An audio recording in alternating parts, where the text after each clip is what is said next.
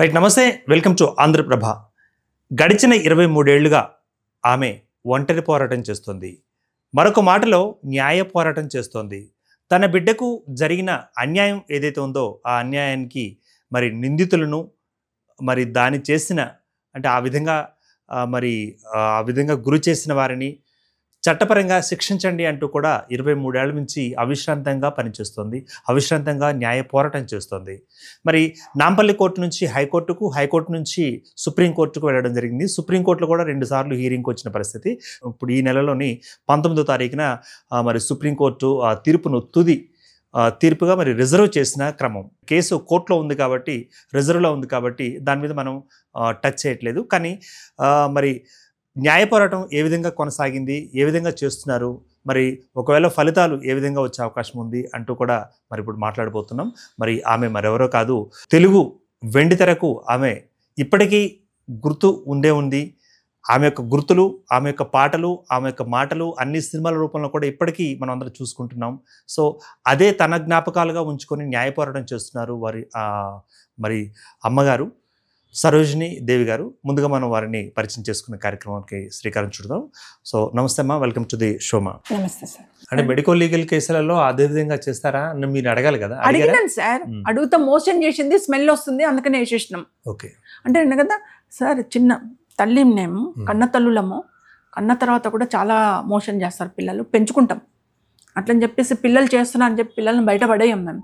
సాక్తాం, ఏ తల్లి అయినా ఏ స్త్రీ అయినా సాదుకుంటుంది, సాదుకొని పెంచి పెద్ద చేసుకుంటుంది.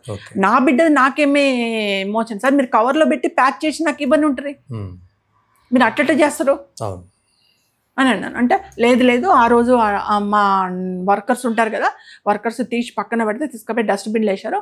మేము డైలీ 24 ఒకసారి ఈ డస్ట్బిన్లో ఉన్నంత డెస్ట్రాయ్ చేసేస్తాం, తగలబెట్టేస్తాం అని అన్నారు.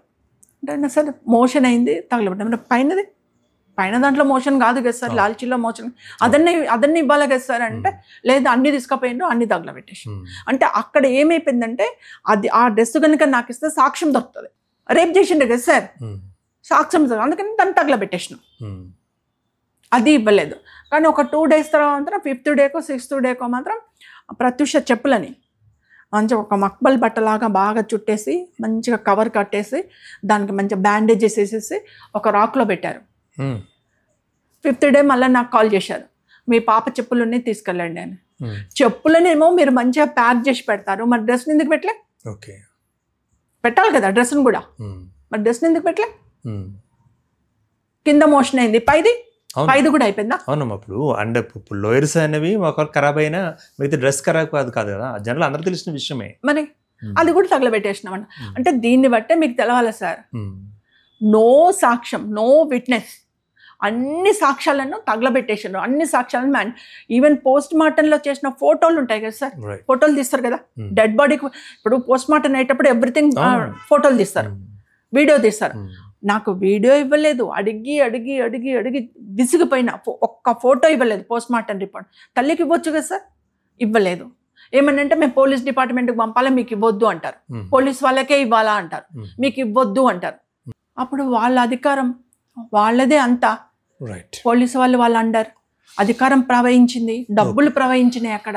నేను ఒక కామన్ లేడీ, ఒక తల్లిని, ఒక ఆడదాన్ని అయిపోయినా, పిల్ల పోయింది, భర్త లేడు, ఒంటరిదాన్ని అయిపోయినా. ఇక నా గురించి ఎవరు పట్టించుకుంటారు, నా మొర ఎవరు వింటారు సార్ అక్కడ? రైట్. ఇప్పుడు మీ మొర వినవలసిన వారు లేరు అనుకున్నప్పుడు, మరి ప్రత్యూష గారు మీతోటి లేరు అనుకున్నప్పుడు, మరి మీతోటే పాటు ఉంటున్నారు అని మీరు అనుకుంటున్నారా? ఐ మీన్ ప్రత్యూష లేకపోయినా తన యొక్క ఆత్మ నాతోటే ఉంటుంది, నాతో పాటే ఉంటుంది, నాతో పాటు తింటుంది, నాతో పాటే వ్యవహరిస్తుందని ఎప్పుడు అనుకున్నారా మీరు? ఖచ్చితంగా సార్. ఎందుకంటే ఈరోజు నన్ను ప్రత్యూష మదర్ అంటారు. నేను ఎవరికన్నా ఫోన్ చేసినా సరోజిని మాట్లాడుతున్నానంటే, ఎవరమ్మా మీరు తర్వాత ఫోన్ చేయండి అని అంటారు. సార్ నేను ప్రత్యూష మదర్ అనమాట. అయ్యో అమ్మ మీరని తెలవదు నాకు, ఏమనుకోదు, చెప్పమ్మా ఏం సంగతి అని. అంటే they are alerting. Pratyusha mother అంటే అవతల వాళ్ళు అలర్ట్ అవుతారు. ఈరోజు ఎవరైనా సరే, ఆడపిల్లలు కానీ ఎవరైనా సరే ప్రత్యూష మదర్ అంటేనే గుర్తుపెడతారు. రైట్. ఇప్పుడు మీరు గంట సేపు నుంచి మాట్లాడుతూ ఉంది, మరి ప్రత్యూష మీ పక్కనే కూర్చొని వింటుంది అని అనుకుంటున్నారా? మాకు ఎట్లా అంటే సార్, అంటే మేం ఫీల్ అయ్యేది, మా ఫ్యామిలీ వరకు ఫీల్ అయ్యేది. మా కూతురు చచ్చిపోలే, మా బాబు కూడా అంతే, అక్క చనిపోలే. మేము ఎట్లా అంటే నేను మా బాబుని అట్లా మోడ్ చేసుకుంటూ వచ్చిన, సెట్ చేసుకుంటూ వచ్చిన మా బాబుని. ఎందుకంటే వాడు తండ్రి చనిపోయిన 8 yearsకి అక్క చనిపోయింది వాడికి. వాడు మెంటల్లీ బాగా డిస్టర్బ్ అయ్యిండు. డిస్టర్బ్ అయితే నేను వాడిని మెల్లిగా నాకు నా మమ్మీ అంటే ఉన్న భయాన్ని తీసేసి నేనే అక్కనైపోయినా, నేనే తండ్రిని అయిపోయినా, నేనే తల్లిని అయిపోయినా వాడికి. అలా అయిపోయి వాడిని మెల్లిగా సెట్ చేసుకున్నాను నేను బాబుని. సెట్ చేసుకొని చెప్పిన, నాన్న అక్క లేదు అనుకోవద్దు, మనం అక్క పెళ్లి చేస్తే యూఎస్కే వెళ్ళిపోయేది, యూకేకే వెళ్ళిపోయేది, అక్కడే సెటిల్ అవుతామంటే అక్కడికే వెళ్ళిపోయేది. మనం ఇప్పుడు అట్లనే అనుకుందాం, అక్క ఎక్కడో అబ్రాడ్లో ఉంది, మన దగ్గర లేదు, అయినా అబ్రాడ్లో ఉంది, మనతో మాట్లాడుతుంది, మన దగ్గర ఉంటుంది, అలా అనుకుందాం. అంటే మేము ఆ ఫీలింగ్ తోటే ఏం చేసినామంటే ప్రత్యూషని మేము యాప్ చేసుకున్నాం. అందరూ కూడా ప్రత్యూష ఫ్యామిలీ అంటారు ఇప్పటికి. ప్రత్యూష ఫ్యామిలీ ఇంటికి పోతున్నాం, ప్రత్యూష వాళ్ళ ఇంటికి పోతున్నాము అంటారు. సరోజిని ఇంటికి పోతున్నాం అన్నారు, కృష్ణ ఇంటికి పోతున్నాం అన్నారు, ప్రత్యూష ఇంటికి పోతున్నాము అంటారు. నన్ను ప్రత్యూష మదర్ అనే పిలుస్తారు అందరూ. నా పేరు మరుగున పడిపోయింది, 23 సంవత్సరాలుగా నా పేరు మరుగున పడిపోయింది. అంటే ఆమె మమ్మల్ని మర్చిపోలేదు, మేము ఆమెను మర్చిపోలేదు. ఇన్నేళ్లలో మాకు ఏదైనా ప్రాబ్లం వచ్చినా ఏదన్నా, అంటే ఇన్నేళ్ళు అంటున్నారు కదా, ఈ ఇన్నేళ్లలో మరి 23 ఏళ్లలో మరి ఆమె ఎప్పుడన్నా మీ కళలోకి వచ్చిందా, అమ్మ నాకు జరిగింది ఇది, మరి ఇంత అన్యాయం జరిగింది, మరి ఇప్పుడు ఏం జరుగుతుంది అని ప్రశ్నించినట్లుగా ఏమైనా అనిపించిందా ఎప్పుడన్నా?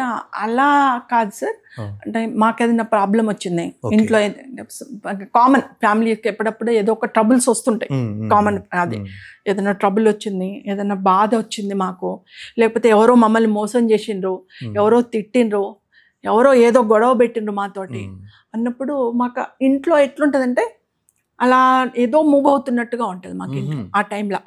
మేమిద్దరము బాధపడుతున్నప్పుడు, ఏమీ చేయలేని నిస్సహాయ స్థితిలో ఉన్నామనుకోండి, ఇద్దరము ఏదో మూవ్ అవుతున్నట్టు ఉంటుంది. ఏదో నాకైతే మమ్మ మమ్మ మమ్మ అట్లా వినబడుతుంటుంది.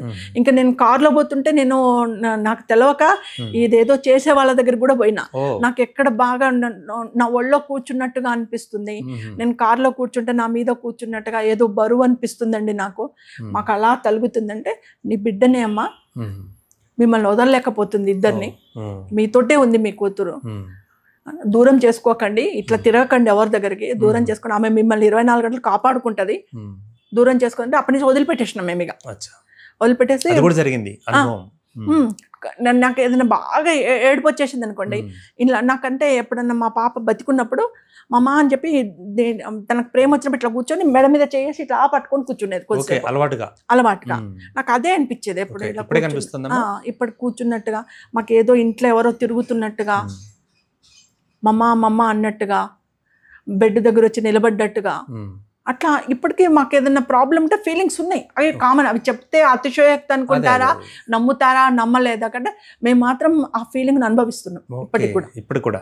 నమ్మిన నమ్మకం, మేము నమ్మిన నమ్మకమైన ఆ ఫీలింగ్ అనుభవిస్తున్నాం. అనిపిస్తుంది ఉంది సార్, మాతో పాటు ఉంది. అందుకనే ఇది ప్రత్యూష ఫ్యామిలీ, నేను ప్రత్యూష మదర్, ఆయన ప్రత్యూష బ్రదర్.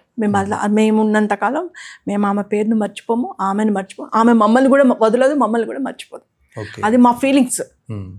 ఆ ఫీలింగ్స్ తోటి మేము బతుకుతున్నాం, ఆ ఫీలింగ్స్ తోటి మేము మా లైఫ్లో లీడ్ చేసుకుంటున్నాం.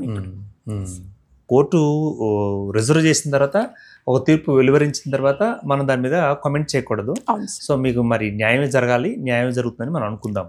రైట్. మరి ఒక పేరెంట్గా, ఒక తల్లిగా మీరు ఈ సొసైటీలో ఉండే ఆడపిల్లలకు లేదా మహిళా లోకానికి మెసేజ్ ఏంటంటారు? 2002లో పాప ఫిబ్రవరి 24th చనిపోయిందండి. చనిపోయిన తర్వాత 2002 సెప్టెంబర్లో నాకు నేను ధైర్యం తెచ్చుకుని, యాక్చువల్లీ ఆమె గవర్నమెంట్ స్కూల్ టీచర్ అయినప్పటికీ నాకు నేను ధైర్యం తెచ్చుకొని 2002 సెప్టెంబర్లో ప్రత్యూష చారిటబుల్ ట్రస్ట్ అని చెప్పి ఒకటి ట్రస్ట్ పెట్టుకున్నాను.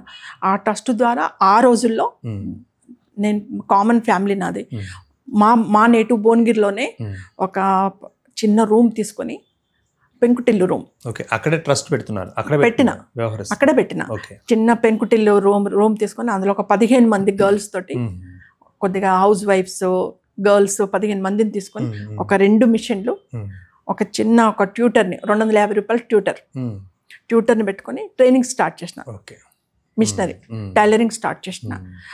చేస్తే ఆ 15 మంది సక్సెస్ఫుల్గా 3 months నేర్చుకున్నారు, ఫ్రీ కోచింగ్ నేర్చుకున్నాను. ఆ తర్వాత మెల్లిగా ఒక 60 members 2 times, మార్నింగ్ ఒక సెక్షన్, ఆఫ్టర్నూన్ ఒక సెక్షన్. నేను గవర్నమెంట్ లీవ్ పెట్టా, స్కూల్కి లీవ్ పెట్టేసి ఈ వర్క్లో పడిపోయినా. అంటే నా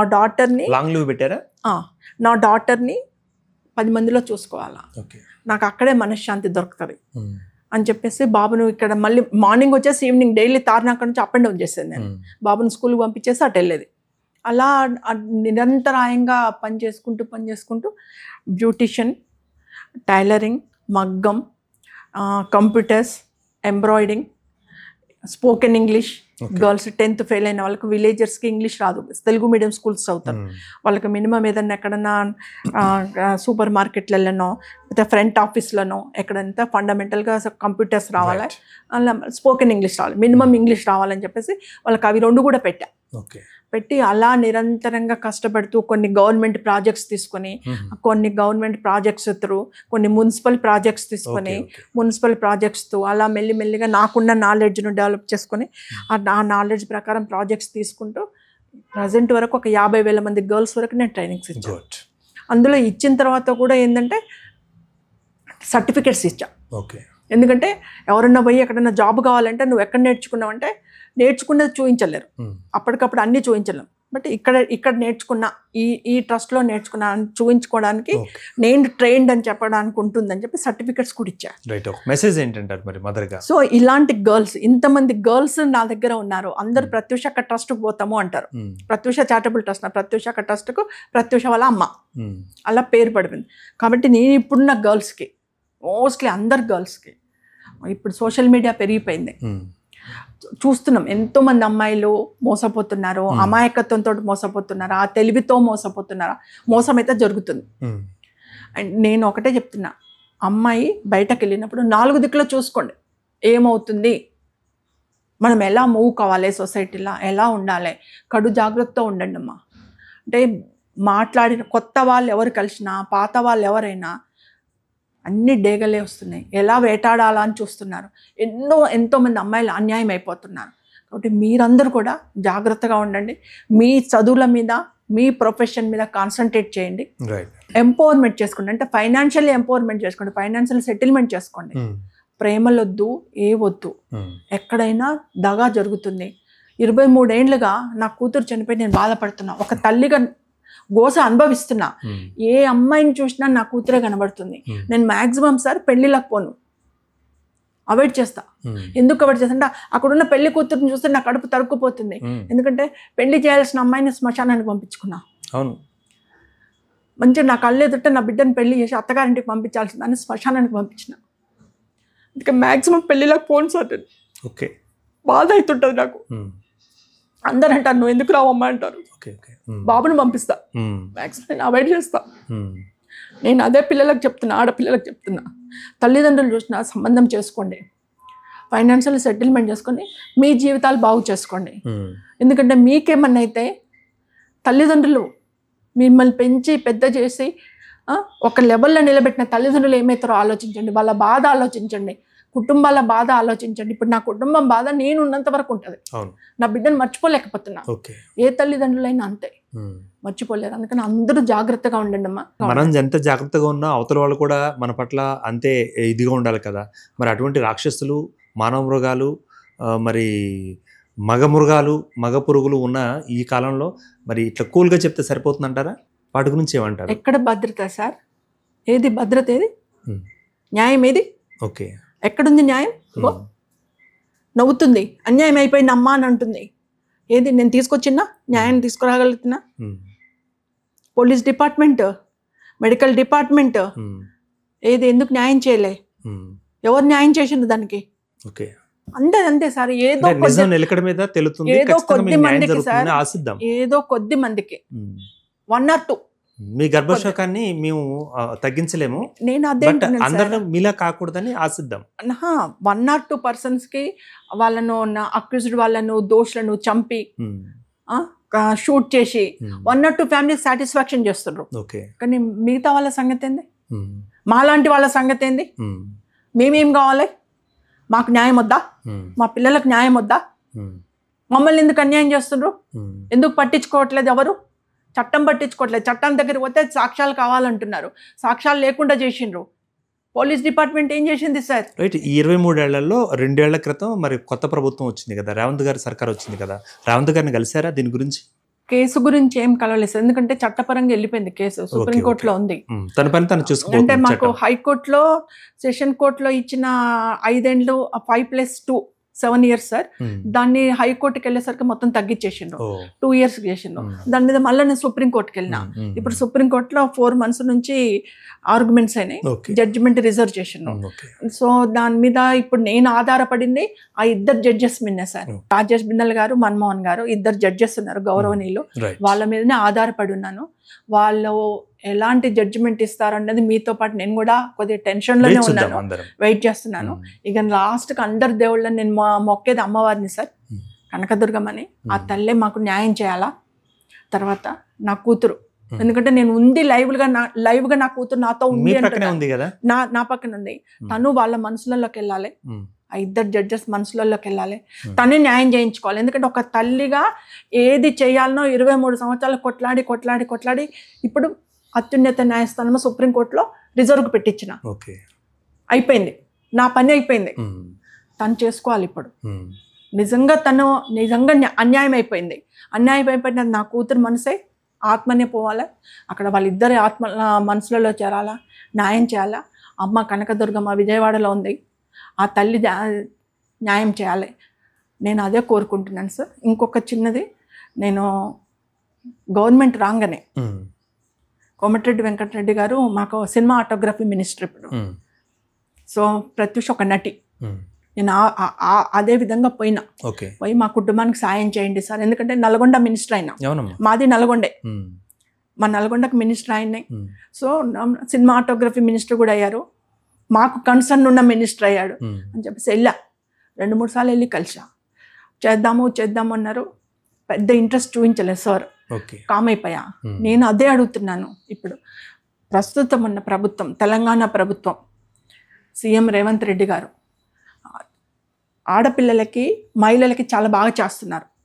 ఉచిత బస్సు ఇస్తున్నారు, మహిళలకు ఎన్నో సంక్షేమ కార్యక్రమాలు కూడా చేస్తున్నాడు.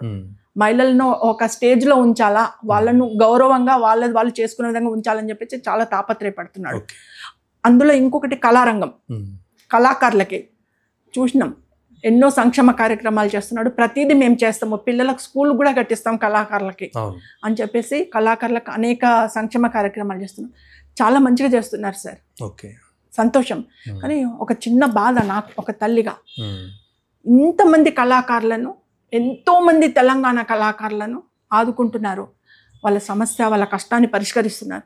మరి ఇంతమందిలా తెలంగాణలో ఒకే ఒక్క హీరోయిన్ తను బతికుంటే తెలుగు రాష్ట్రాలకు మంచి పేరు తెచ్చేది, 2 తెలుగు రాష్ట్రాలకు మంచి పేరు. మరి ప్రత్యూష ఎందుకు గుర్తు రావట్లేదు? సీఎం రేవంత్ రెడ్డి గారికి కానీ ప్రభుత్వానికి కానీ ఇప్పుడున్న ప్రస్తుత ప్రభుత్వం ప్రత్యూష ఎందుకు గుర్తు రావట్లేదు? ప్రత్యూష ఫ్యామిలీ ఎందుకు గుర్తు రావట్లేదు? ఎందుకు న్యాయం చేయలేకపోతున్నారు? ఎందుకు ఆ కుటుంబాన్ని ఆదుకోలేకపోతున్నారు? నేను రిక్వెస్ట్ చేస్తున్నా సీఎం రేవంత్ రెడ్డి గారిని, ప్రభుత్వాన్ని, మా ఆటోగ్రఫీ మినిస్టర్ కోమటిరెడ్డి వెంకటరెడ్డి గారిని, మా జిల్లా మంత్రి గారిని నేను కూడా సవినయంగా రిక్వెస్ట్ చేస్తున్నా. ప్రత్యూషను గుర్తించండి ఇప్పటికైనా. ప్రత్యూష మీ తెలంగాణ అమ్మాయి, మీ ఆడపడుచు, అన్యాయం అయిపోయింది, చనిపోయింది. బతికుంటే ఎంతో పేరు తెచ్చేది, నేను తెప్పించేదాన్ని నా కూతురుతోటి. ఒక మంచి కళాకారిని తెలంగాణ నుంచి ఉంది అని చెప్పేసి నేను చేయించేదాన్ని, నా చేతిలో లేకుండా వెళ్ళిపోయింది. ఏమీ చేయలేని పరిస్థితి నాది. ప్రత్యూషను గుర్తించండి, మా కుటుంబాన్ని గుర్తించండి. మా కుటుంబాన్ని కూడా అందరి కళాకారులను ఆదుకున్నట్టు మా కుటుంబాన్ని కూడా ఆదుకోండి, నా బిడ్డకు కూడా న్యాయం చేయండి అని చెప్పేసి సీఎం రేవంత్ రెడ్డి గారిని, ప్రభుత్వాన్ని, కోమటిరెడ్డి వెంకటరెడ్డి గారిని విన్నవిస్తున్నానండి. గుర్తించండి, సహాయ సహకారాలు అందించండి అని చెప్పి తెలియజేస్తాను. రైట్, మా ప్రత్యూషకి న్యాయం జరగాలని మనం కోరుకుందాం. Thanks for the participation. మరి మొత్తంగా చూసినట్టయితే ప్రత్యూష గారి తల్లి మరి సరోజినీదేవి తన ఆవేదనను, అదేవిధంగా ఆక్రోశాన్ని, ఇప్పుడు జరిగిన దాని మీద ఉన్న అనుమానాలను కూడా వ్యక్తం చేస్తున్న పరిస్థితి. సో మరి కోర్టు నుంచి కూడా తీర్పు రాబోనుంది కాబట్టి తీర్పు వచ్చిన తర్వాత మరి ఏ తీర్పు వచ్చినా మేము స్వాగతిస్తున్నాం, మ్యాక్సిమం మాకు న్యాయం జరగాలంటూ కూడా ఒక ఆశాభావం వ్యక్తం చేశారు. Keep watching Andhraprabha.